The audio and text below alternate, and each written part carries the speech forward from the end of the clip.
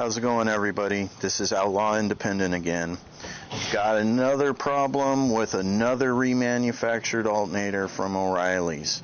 This one is a high output unit for my P20 bread van, that vehicle right there. Everything was fine yesterday. Fired it up, moved it around, no problem.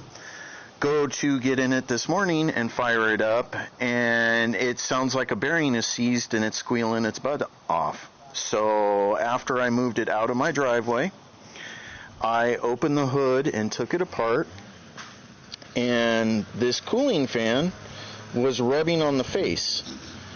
Well, why, you say, would that happen? Well, here's what I found. When this is set down on here, it sits against the bushing. But they didn't have anything in between here and the back of the pulley. And you could see there's a big difference of where that sits. So when they set this down and tightened this down, it actually forced this whole fan blade down towards the housing of the alternator. And eventually, it just started rubbing. Now, I don't have very many miles on this. Maybe 100, 150 miles. I've had it for a couple months. I was excited to do it, but when I put it on and fired it up, it didn't charge like I was supposed to. And this is supposed to be the high amperage. This is supposed to be 60 amps. And I was not happy because it charged just like the lowest of the low amperage alternator that you can put on. So I just wrote it off as being poor quality, remanufactured, whatever. But now I'm thinking that the pulley wasn't even that tight, and it was basically probably spinning most of the time on the shaft and not so much on the belt.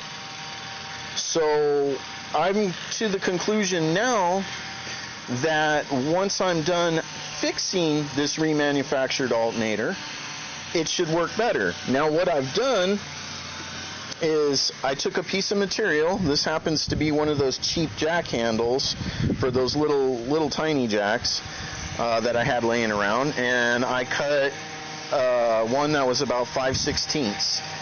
And then I used a die grinder bit and smoothed out the inside, and then I finished it off with a Dremel with a sanding drum and just made it to where it would fit right here.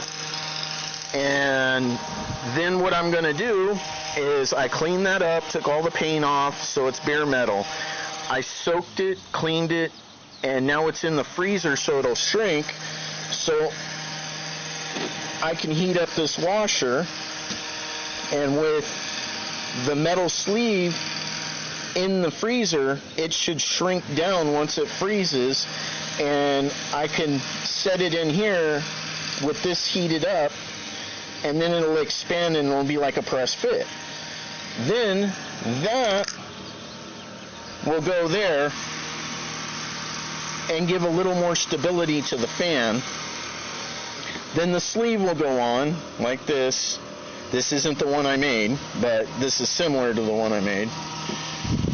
And then this can go on, and then I can tighten it down, and hopefully it'll be good. So we'll see if everything's good. I'll make a follow-up video, and we'll go from there.